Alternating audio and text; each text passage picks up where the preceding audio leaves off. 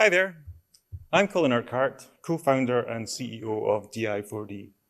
For over 20 years, DI4D has been delivering high-fidelity 3D and 4D facial capture for movies, video games, and other high-end animation projects. We're super proud to have delivered over 4 hours of high-quality facial animation for Call of Duty Modern Warfare 2, and that's why we're really delighted to be sponsoring this session on the facial animation pipeline used in Call of Duty Modern Warfare 2, which will be given by Sean Comer and Bernardo Antoniazzi. If you're interested in finding out more about the services that DI4D provide, please come and visit us in the Expo Hall. We're in booth S126, so hopefully see you there. But without further ado, I'm delighted to hand over to Sean and Bernardo. Thank you. Thanks.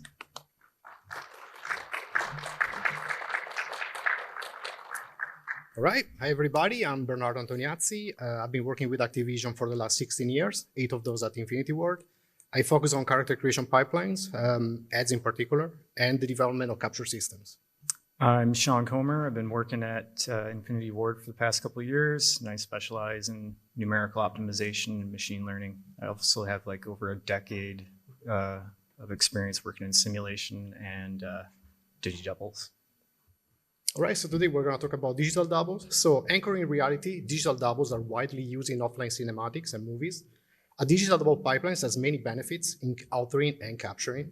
One of the main benefits is objectivity. So the digital double pipeline objectifies the problem space and allows us to focus on more critical and technical aspects of our related to the performance. So we had a very short runway to complete development for Faces on Modern Warfare 2, approximately 6 months. We also had limited resources, so our solution needed to be as automated as possible. We're looking to bridge the quality gap between cinematics and runtime deformations. So we researched and evaluated various methods to capture and transfer the actor's performance. For instance, sparse key points or landmark-based tracking didn't offer us the fidelity that we wanted, and it also introduced tracking instability. Tracking dense markers applied to the face was also too cumbersome to meet production deadlines. So we concluded on using dense per-frame reconstructions of the actor's face. And to do this at scale, we contacted DI4D. Right, for this presentation, we'll focus on Alejandro Vargas, played by Alain Mesa. Alejandro is one of the new characters in the Call of Duty franchise, and he's the first one that went through the new pipeline. Our internal green light is a tech demo that uses DI4D 4D data for the first time. This data was used not only to create the performance, but also the asset and the rig components as well. So here is the result, and during the presentation, we'll explain how we use the DI4D data for it. Involving the military in counter-narcotics was a mistake. They take what they learn and become narcos. Like her. Ex-military. Special Tactics Force, red team. I was blue. Oh, the wild ones. They called us los vaqueros. And you were clean cut. Señores y señoras. To the raid on the son of La Araña. Her team was supposed to cordon off the city to keep out La Araña's men. That's exactly what they did. They kept out his enforcers because they were his enforcers. You disgraced the army. Tus hermanos. Las almas need soldiers, not sicarios. I'm not doing this. Fuck, I'm not making a deal with her, and I advise you don't either. It won't end well.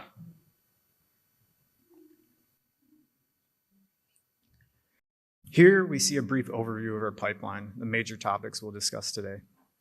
Data capture, the capturing processes and techniques used to collect all the information used as inputs to our pipeline.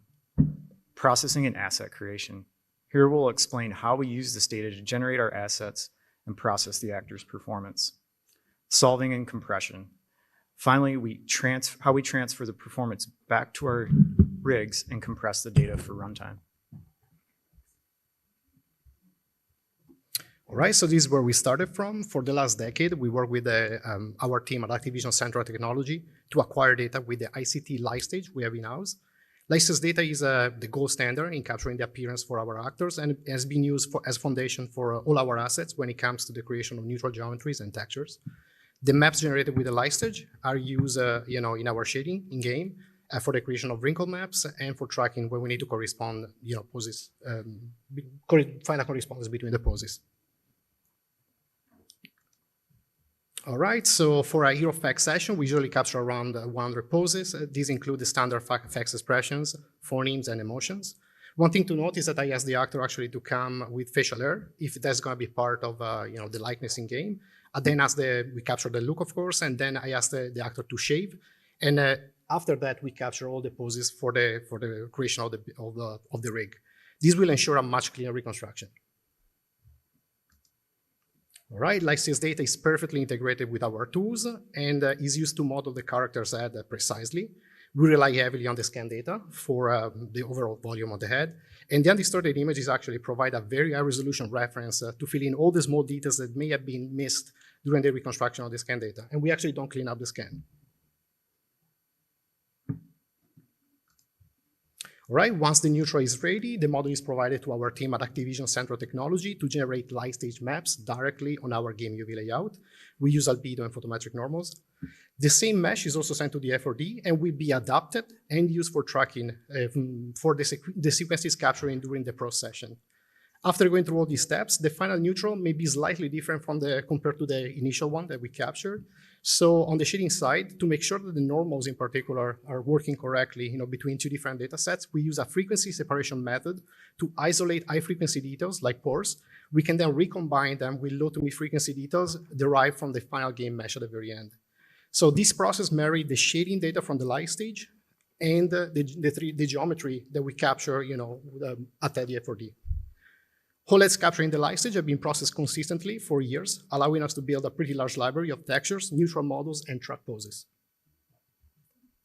A lane and the main cast were captured with a DI-4D Pro system, which comprises of 9 synchronized 12 megapixel machine vision cameras. The machine vision data is first processed using photogrammetry to produce a raw 3D sequence, where a 3D scan is reconstructed at each frame of the video data, in this case, 30 frames per second. Then, the retopologized neutral mesh from the light stage is registered to the pro data of the actor with a similar expression to the light stage neutral. Care is taken to transfer the topology accurately so that the light stage neutral and pro neutral are well corresponded. This mesh is then tracked through the whole sequence using optical flow, which results in a nicely corresponded, consistent topology mesh per frame data, which is usually formatted as a point cache. The main advantage of 4D data is that you obtain subtle, co-articulated shapes, and not just a sparse set of extreme expressions associated with traditional fact scans. A large number of dynamic expressions are captured with the Pro system as well, as several phonetic pangrams. Pangrams are phrases designed to include all 40 basic sounds or phonemes in the English language, and hence the mouth shapes required to reproduce them. DI-4D utilizes all this 4D data to generate an actor-specific PCA model of facial movements, which it uses later in the pipeline. We also use this 4D data to refine our rigs as follows. Now that we have a large library of data from our capture systems, we use a method of decomposition known as N-mode SVD to produce a multilinear model of identity and expression. The parametric space of the resulting model offers us the ability to synthesize new identities and extrapolate the associated facts expressions needed to build a rig. We use this model to initialize our face rigs, then further supplement the resulting deformations with the captured 4D Pro data later in our pipeline. The time savings we experience here is exponential.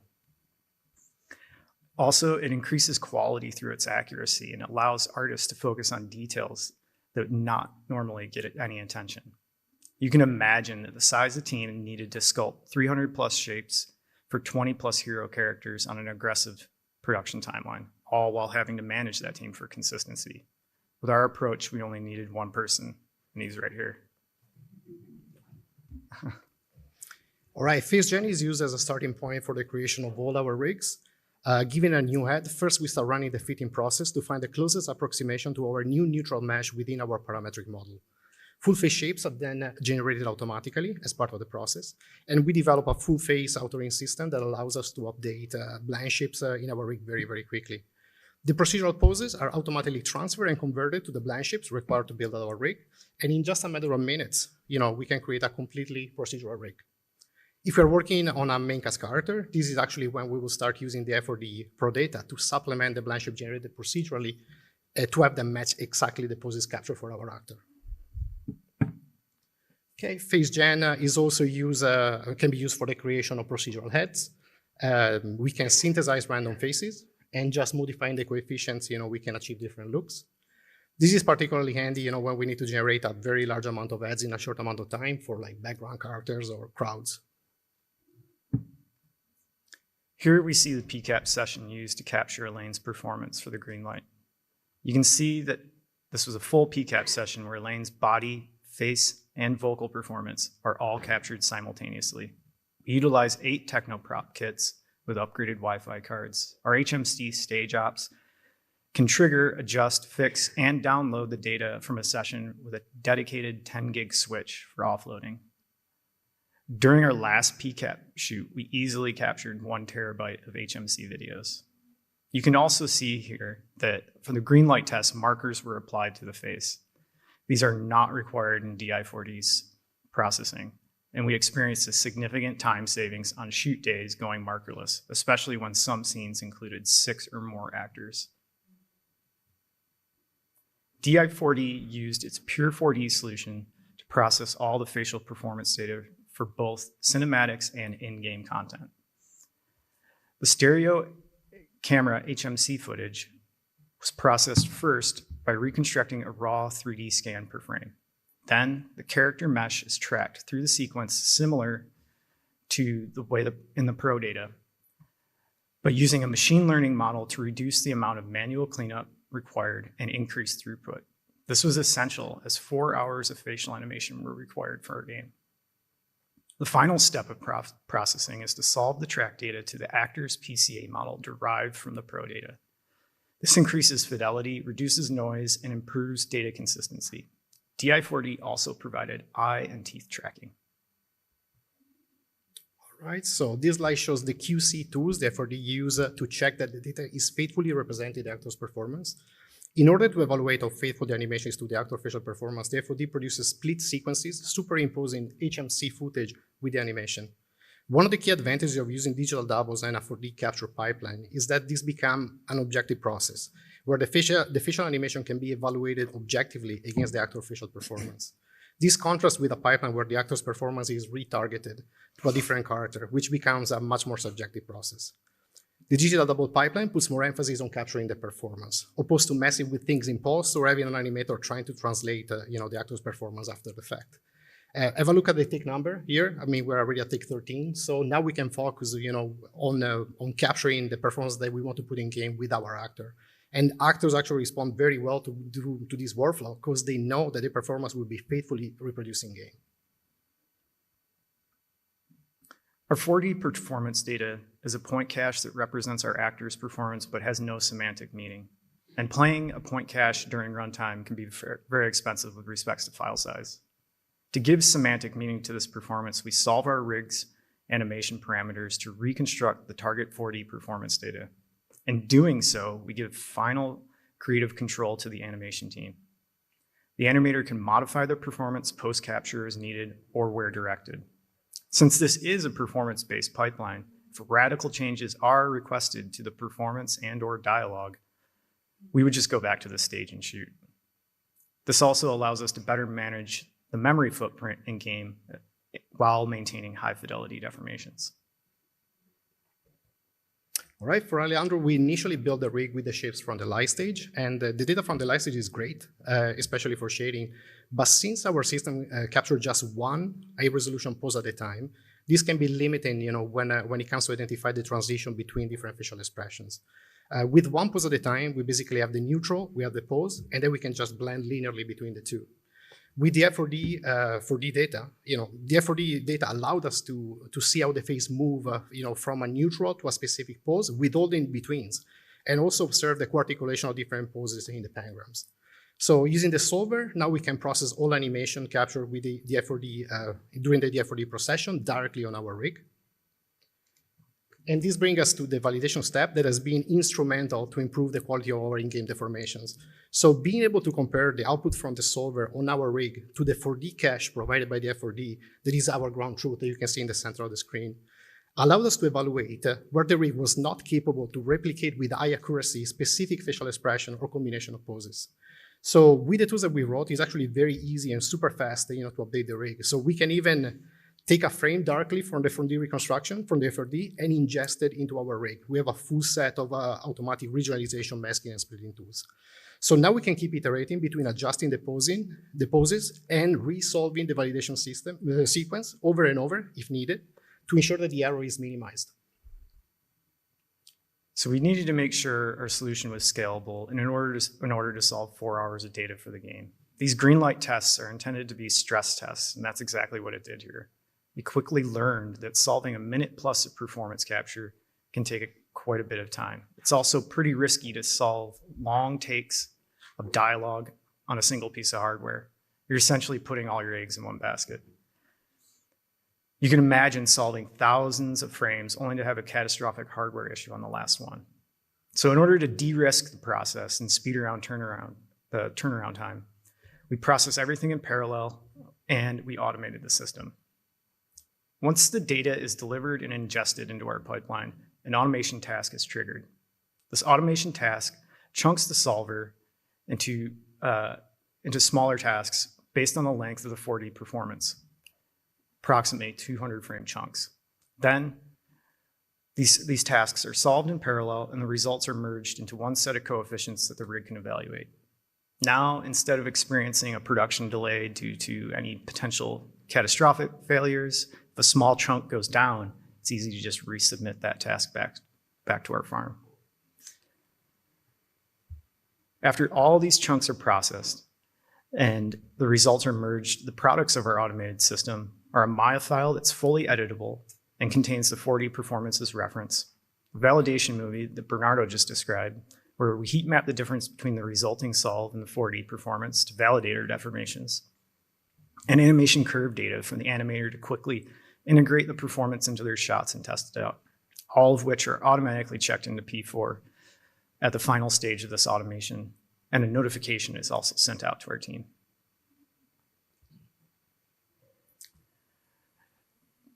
Blend shapes can be expensive at runtime and do not scale well with respects to multi-platform developments, and more specifically on lower end platforms, especially when your facial rig has over 300 plus high-resolution blend shapes. Looking to deliver the same level of fidelity to lower-end platforms as we can achieve on higher ones, we decided to leverage smooth skin decomposition to reduce the computational overhead and make this possible. In our approach, we compress the authored blend shape data by finding the optimal set of skin weights that reconstructs our deformations given a fixed set of bones, thus encoding the authored blend shapes into a lower dimensional state that the engine can easily scale well over numerous platforms. Right here, we're comparing the bone-driven mesh with the blend shape data. You can see that the error is actually very minimal. We also have to remember that high-frequency details will be represented by wrinkle maps, with our, shader in game. So the two meshes in engine are almost indistinguishable. As you can see here, our new pipeline offers some significant advantages. For asset creation, what normally took 3 weeks now only takes 1 day. And even after the 3 weeks, we still lacked a validation process for that step. Facial animation, what took 2 weeks now only takes about 3 days. In our old method, we experienced a number of inconsistencies stemming from subjective interpretation of key components and the ad hoc nature of managing these components. In our new method, we remove this interpretation and let the artist focus on making meaningful improvements rather than subjectivity or fixing problems. Involving the military in counter-narcotics was a mistake. They take what they learn and become narcos. Like her. Ex-military. Special Tactics Force, red team. I was blue. Oh, the wild ones. They called us los vaqueros. And you were clean cut. Señores y señoras. Until the raid on the son of La Araña. Her team was supposed to cordon off the city to keep out La Araña's men. That's exactly what they did. They kept out his enforcers because they were his enforcers. You disgraced the army. Tus hermanos. Las Almas need soldiers, not sicarios. I'm not doing this. Fuck, I'm not making a deal with her, and I advise you don't either. It won't end well. So we conclude this presentation with a slide that illustrates some of the key points of our process. From left to right is our in-game rendered performance capture.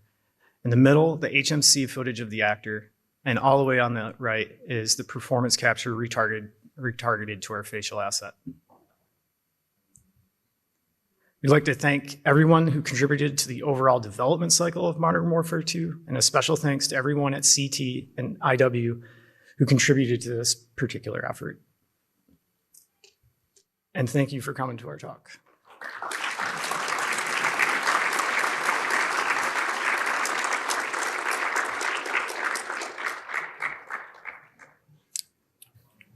Yeah. I think we have a few minutes for some Q&A if someone is interested. Hello, great talk. I have a question for the PCA you mentioned. Did you use PCA to extract the fact shapes, or basically you have the fact shape but using PCA to get another compact data set?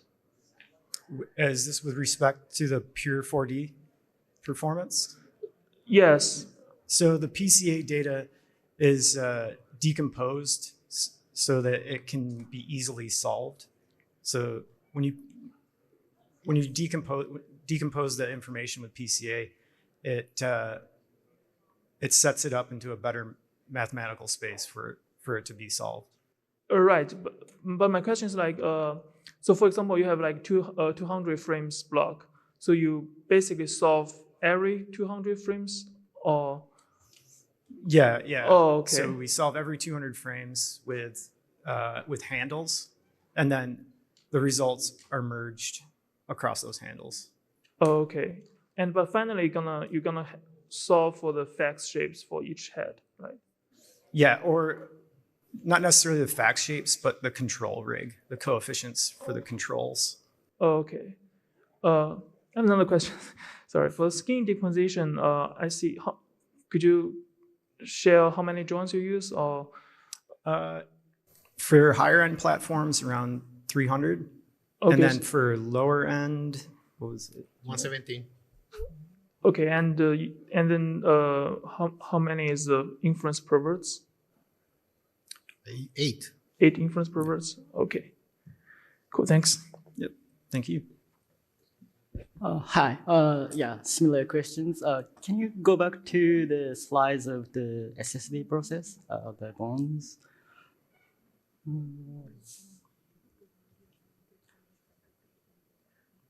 The generated so I see some kind of like a red point.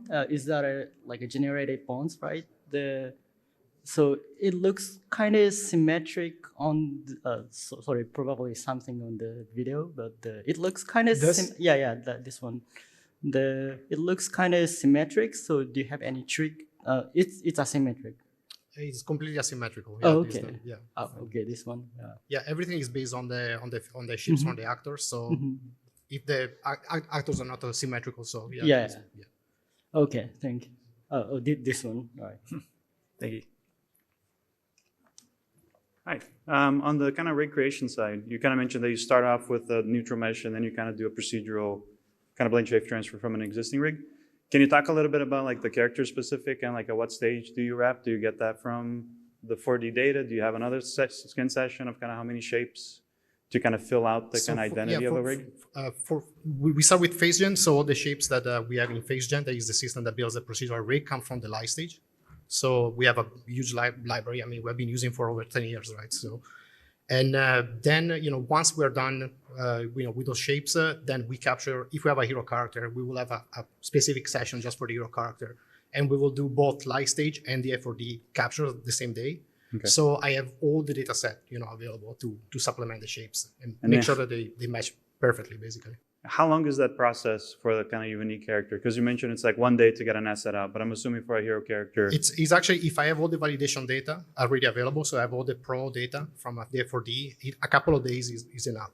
Because it's just a few minutes per pose, basically, to validate on the farm.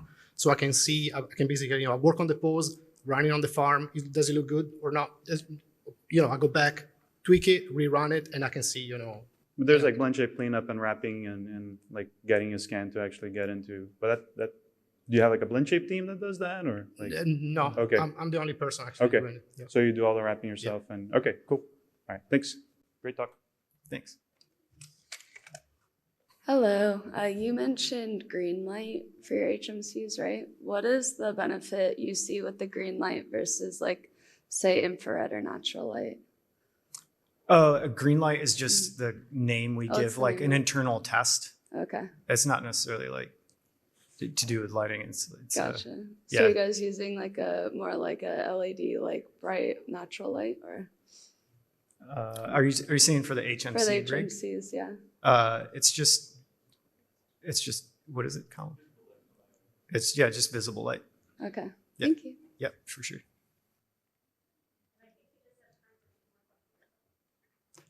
I'll try to do quick. Hi guys, great talk and great work. Thank you. Thanks. Did you struggle capturing depth performance of lips and jaws using one camera? And how did you find corresponding maybe blend shapes from facts to the actually final result? So we start with the pro data from the F4D. So the capture is not just, from 2 cameras. There are 8 cameras. So we have a much, better reconstruction of the depth. And we capture a bunch of poses and sequences, to get all the... Even during the performance, like when actor performs? The performance comes, the performance is just with the 2 cameras. 2 cameras. But since we have such a huge data set that was captured previously, and we cover pretty much every possible deformation of the face, we are able to basically fit, the performance in our PCA space. And okay, thanks again. In regards of editability, are you solving directly to all the shapes on the rig, or is there a rig logic layer that drives combinations in betweens? Yeah, we solve the coefficients that drive the rig logic layer. Cool. Yeah. All right. Thanks, everyone. Thank you very much.